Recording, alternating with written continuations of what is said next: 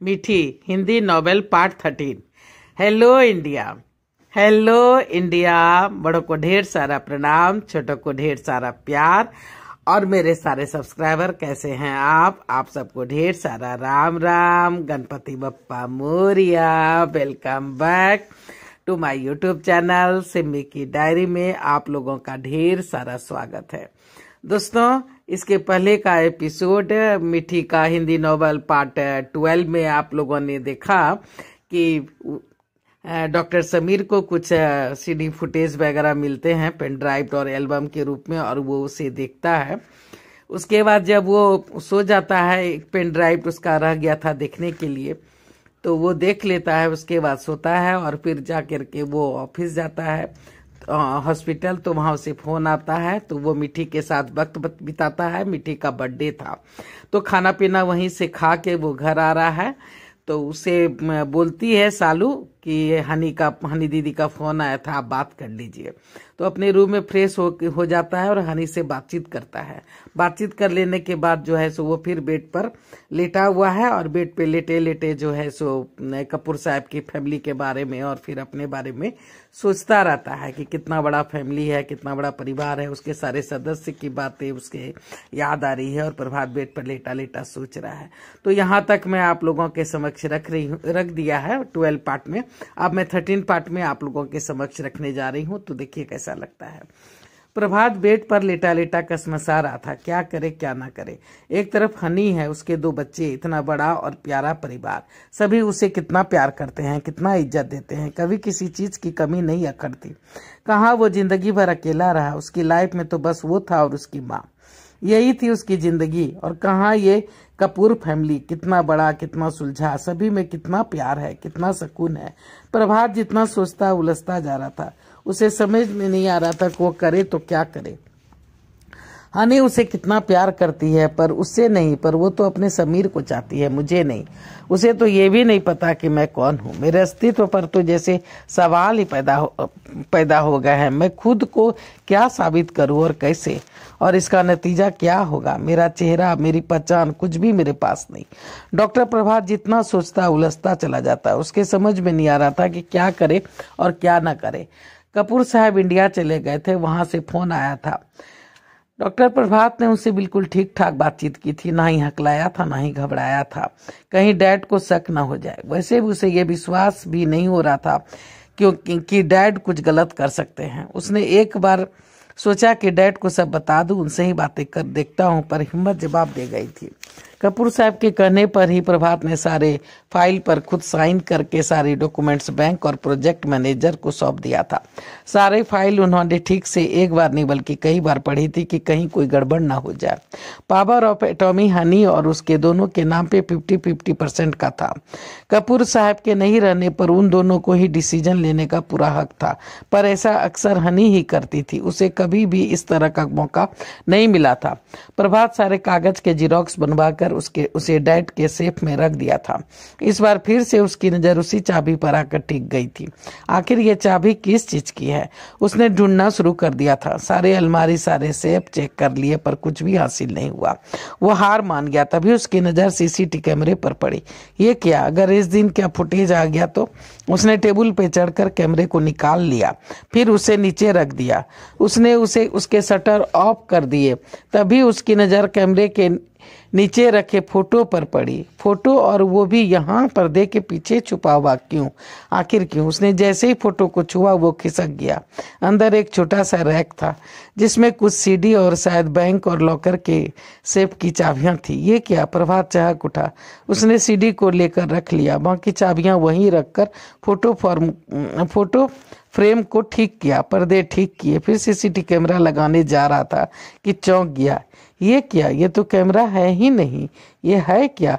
उसने उसे घुमाया, कुछ ठोका तो वो एक चाकू की तरह बदल गया। ये क्या है? वो अभी कुछ सोच ही रहा था कि उसमें लगे 2 बटन निकल गए। ये क्या? वो उसे दबा कर देखना चाह रहा था कि तभी कैमरे के पास से दीवार हटने लगी और अंदर एक कमरा था।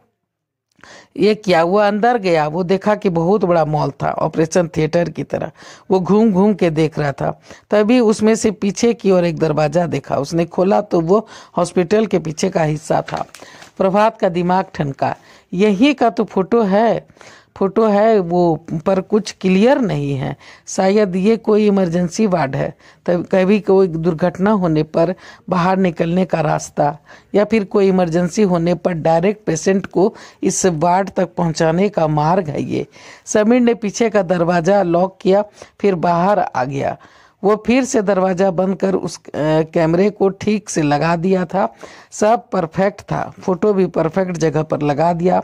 कैमरे भी बिल्कुल कैमरे की तरह ही दिख रहा था। सब कुछ ठीक ठाक परफेक्टली करने के बाद प्रभात रूम लॉक कर चाबियां लेकर घर आ गया था। खाना खाने के बाद वो सीडी निकाल कर देखने लगा था। ये वही सीडी था जो उस दिन जब दोनों स्ट्रेचर ओटी के अंदर गए थे। उसके बाद का कोई भी फुटेज उसे नहीं मिला था। वो चौकन्ना हो गया था और चुपचाप फुटेज देखने लगा था। अंदर ओटी में कपूर साहब और उसके दोस्तों की टीम तैयार थी। नर्स और वार्ड बॉय दोनों डॉक्टर्स के शरीर को साफ सुथरा कर उसके कपड़े बदलने में लगी थी। सर, हाँ, ये आईडी कार्ड देखिए। सर, ये आईडी कार्ड देखिए, ये तो सर का है, अपने डॉक्टर समीर का, और ये डॉक्टर प्रभात है।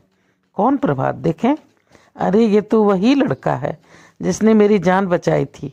आज मेरी बारी है, चलो जल्दी करो। सबसे पहले दोनों के ब्लड टेस्ट करो, क्योंकि चेहरे साफ नहीं दिख रहे हैं, इसलिए पॉकेट से प्राप्त आईडी के भरोसे इलाज नहीं किया जा सकता। जी सर। सारे डॉक्टर तैयारी में डूब गए थे। दोनों के ब्लड ग्रुप ओ पॉजिटिव थे। सारी तैयारी पूरी होने के बाद ऑपरेशन स्टार्ट हो गया था। काफी मेहनत के बाद ऑपरेशन सक्सेसफुली सफल हो पाया था, पर दोनों के नर्व्स डूबते जा रहे थे। अब क्या होगा? डॉक्टर्स दिन रात परेशान थे, हर कुछ करके देख चुके थे, पर कुछ भी सफलता नहीं मिल रही थी। सर, आज 2 दिन बीत गए, अब क्या करें? इन दोनों को हेलीकॉप्टर से न्यूयॉर्क ले जाने की तैयारी करो। वहीं उनके चेहरे का भी प्लास्टिक सर्जरी करेगा रमन जी। फिर दोनों को लेकर वो लोग हेलीकॉप्टर में सवार हो गए थे। ये सीडी तो खत्म हो गई, इसमें तो कुछ पता नहीं चला। अब ये बाकी सीडी मैं देखूं पेन ड्राइव में कुछ है भी या नहीं। उसने दूसरे पेन ड्राइव को लगाया। न्यूयॉर्क के हेलीकॉप्टर के ओटी के केबिन थे। वो सारे डॉक्टर्स और रमन का पूरा ग्रुप ऑपरेशन की तैयारी में जुट गया था। डैड आप बाहर रहिए, मैं सब संभाल लूंगा। कुछ नहीं होगा समीर को, आप हनी को संभालिए। उसका इस खबर के कारण मिसकैरेज हो गया है, वो भी बेहोश पड़ी है। ठीक है। तभी डॉक्टर कपूर बोलते हैं, आप सब डॉक्टर बाहर जाइए, मुझे रमन से कुछ बातें करनी है। जी। सभी स्टाफ बाहर निकल गए थे। रमन, दोनों बच तो जाएंगे। कुछ नहीं कर सकता डैड। दोनों के चेहरे खतरनाक ढंग से कुचले हुए हैं। समझ में नहीं आ रहा है कि हमारा समीर कौन है। किसे प्रभात का चेहरा दूं और किसे समीर का? आप कुछ पहचान तो बताइए। यह सब छोड़ो, हमारे लिए दोनों कीमती है। वैसे दोनों में से किसके बचने के चांसेस ज्यादा हैं? दोनों ही खतरे में हैं डैड। अगर बच भी गए तो शायद कोमा में चले जाएंगे, या फिर क्या?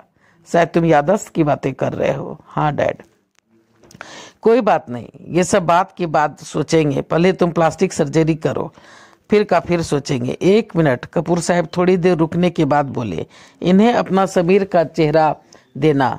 ये अपना समीर है, याद रखना। जी। मैं स्टाफ को बाहर से भेजता हूँ, हरी अप, ध्यान रखना। गॉड हेल्प करे तुम्हें। जी डैड। कपूर साहब बाहर निकल गए थे। रमन ने जैसे ही उसे देखा, ये तो, पर उसने दिमाग को झटक दिया। ऑपरेशन पूरी रात चला।